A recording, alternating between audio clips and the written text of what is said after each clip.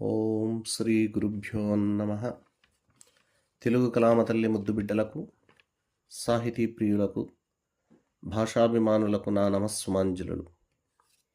భాగవతంలో ఆణిముత్యాలు అనే ఈ ధారావాహికకు స్వాగతం.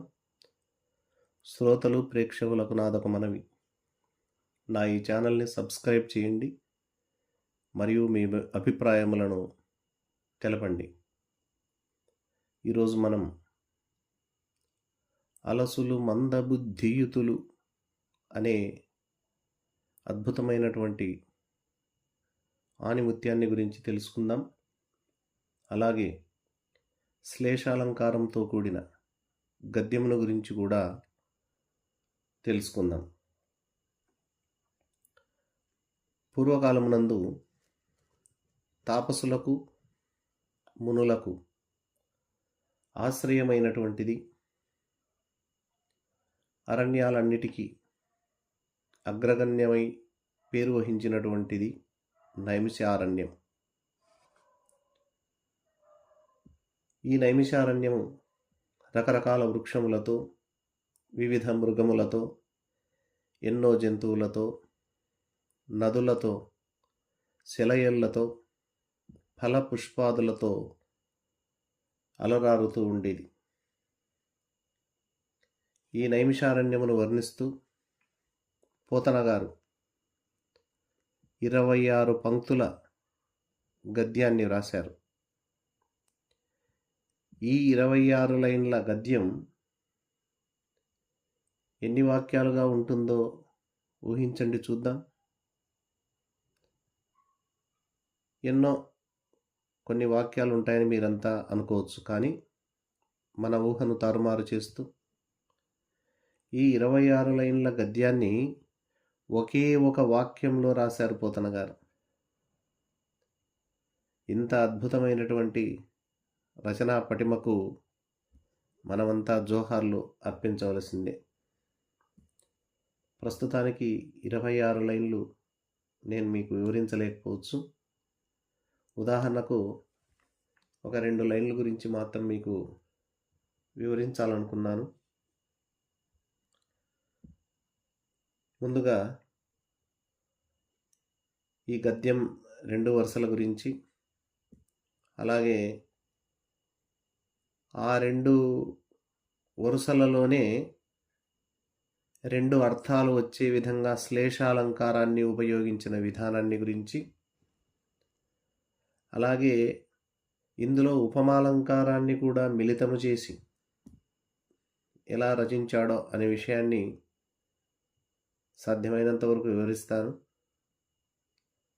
ముందుగా వచనం, తర్వాత పదము యొక్క నానార్థాలు, తర్వాత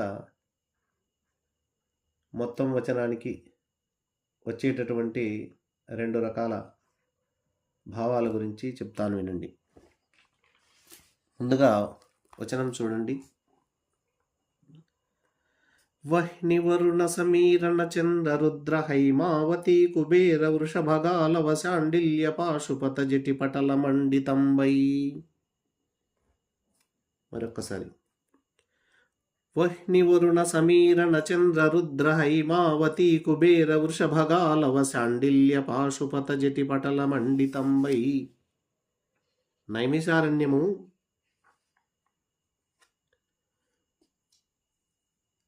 ఎలా అలరారుతున్నది అనేటటువంటి విషయాన్ని పోతన గారు ఇలా చెప్పారు.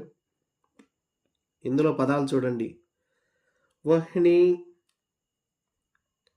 వరుణ, సమీరణ, చంద్ర, రుద్ర, హైమావతి, కుబేర, వృషభ, గాలవ, శాండిల్య, పాశుపత, జట పటల మండితంబై. ఇందులో ఉన్న ప్రతి పదమునకు 2 అర్థాలు ఉన్నాయి. వహ్ని అంటే చిత్రమూలం అనే చెట్టు, రెండవ అర్థం అగ్నిదేవుడు. వరుణ ఉలిమురి చెట్లు, అలాగే వరుణదేవుడు. సమీకరణ మర్వము అనే చెట్టు వాయుదేవుడు. చంద్ర, పెద్ద ఏలకి అనే చెట్టు చంద్రుడు. రుద్రాక్ష, రుద్రాక్ష వృక్షములు మరియు ఏకాదశ రుద్రులు. హైమవతి, కరక చెట్లు, అలాగే పార్వతీదేవి. కుబేర, నంది వృక్షాలు, కుబేరుడు. వృషభ, అడ్డసర వృక్షం, ఆబోతు. గాలవ, లొద్దుగ చెట్లు, ఒక మహర్షి. శాండిల్య, మారేడు చెట్లు, ఒక ముని. పాశుపత, శ్రీవల్లి మరియు శివభక్తులు. జటిపటిల, జువి చెట్లు, మునుల యొక్క సమూహం. చూశారా, ఇందులో ఉన్నటువంటి ప్రతి పదమునకు 2 అర్థాలు. నానార్థ సంశ్లేయం శ్లేష అంటే శ్లేషాలంకారాన్ని ఉపయోగించాడు. ఇప్పుడు మొత్తం భావాన్ని చూద్దాం.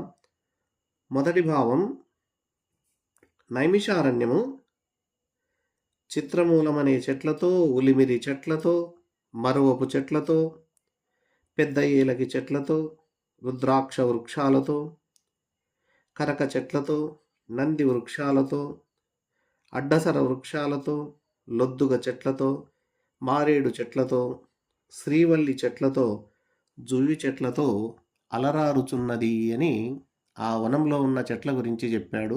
అది మొదటి భావం. ఇక రెండవ అర్థం చూడండి. అగ్నిదేవుడు, వరుణదేవుడు, వాయుదేవుడు, చంద్రుడు, ఏకాదశ రుద్రులు, పార్వతీదేవి, కుబేరుడు, నందీశ్వరుడు, శాండిల్యముని, గాలవముని, శివభక్తులు, అలాగే మునుల సమూహముతో సాంబశివుని సభామంటపం ఉన్నది. అంటే సాంబశివుని సభామంటపములాగా ఈ నైమిషారణ్యము ఈ వృక్షములతో అలరారుచున్నది అని శ్లేషాలంకారము మరియు ఉపమాలంకారము మిళితమై ఈ 2 వరుసల గద్యాన్ని పోతన గారు ఎంత చక్కగా వివరించారో చూడండి. ఈ 2 వరుసలే కాదు, మొత్తం ఈ గద్యంలో ఉన్నటువంటి 26 వరుసలు, 26 లైన్ల ఏకవాక్యములో ఉన్నటువంటి గద్యాన్ని ఎంతో అద్భుతంగా నానార్థములతో ఉపమాలంకారముతో మిళితం చేస్తూ వర్ణించినటువంటి వర్ణన అమోఘం. ఇక ఇంతకంటే ఉదాహరణ ఏముంటుంది? ఇలాంటి నైమిషారణ్యంలో శౌనకాది మహర్షులు నివసిస్తూ ఉన్నారు. శౌనకుడు మొదలగు మహామునులు సత్రయాగం కూడా ప్రారంభించారు. ఒకరోజు శౌనకాది మహర్షులు సూత మహర్షిని ఇలా ప్రశ్నిస్తున్నారు. ఓ మహాత్మా సూత మహర్షి, భవబంధాలు పటాపంచలైపోయేటటువంటి దివ్యమైనటువంటి నామం ఏదైనా ఉన్నదా? ఉంటే దాని గురించి సెలవివ్వండి. మృత్యుదేవత భయంతో పారిపోయే విధంగా ఏ మహానుభావుని పవిత్ర చరిత్ర అయినా ఉన్నదా? ఉంటే అలాంటి మహానుభావుని పవిత్ర చరిత్ర గురించి నాకు తెలియచేయండి. ఏ మహాత్ముని ఆశ్రయిస్తే మనం శాంతి మార్గం సాధించవచ్చు తండ్రి? ఆ మహాత్ముని గురించి తెలియచేయండి. దేవకి వసుదేవుల ముద్దు బిడ్డడైన ఆ వాసుదేవుని కథలన్నీ వినాలని మేమెంతో ఉవ్విల్లూరుతున్నాము. ఓ సచ్చరిత్రుడా, అవన్నీ మాకు విషదముగా వినిపించవయ్యా అని వేడుకున్నారు శౌనకాది మహామునులు. అంతేకాకుండా ఓ సూత మహర్షి, కలియుగ మానవులు అన్ని విధాల శక్తియుక్తులలో చాలా తక్కువగా ఉన్నటువంటి వాళ్ళు. మరి ఆ కలియుగ మానవులు తరించడానికి ఏదైనా మార్గాన్ని ఉపదేశించండి స్వామి అని ఈ విధంగా అడుగుతున్నారు. అలాగే కలియుగ మానవుల గురించి, వారి లక్షణాలను గురించి ఈ విధంగా చెప్పారు. అలసులు మంద బుద్ధియుతులు, అల్పతరాయువులు, ఉగ్రరోగ సంకలితులు, మందభాగ్యులు, సుకర్మములెవియు చేయజాలరు. ఈ కలియుగమందు మానవులు, కావున నెయ్యది సర్వసౌఖ్యమై అలవడున్. ఏమిటన్ పొడమునాత్మకు శాంతి మునీంద్ర చెప్పవే. అలసులు మంద బుద్ధియుతులల్పతరాయువులుగ్రరోగ సంకలితులు, మందభాగ్యులు, సుకర్మములెవియు చేయజాలరు.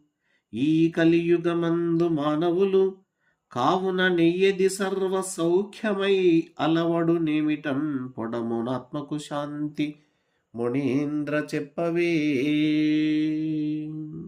ఓ మునీంద్ర, ఈ కలియుగములోని మానవులందరూ సోమరిపోతులు, మందబుద్ధి కలిగినటువంటి వారు, అలాగే మందభాగ్యులు, అల్పాయుష్కులు, నానా విధాలైన భయంకర వ్యాధులు వాళ్ళను పట్టి పీడిస్తూ ఉంటాయి.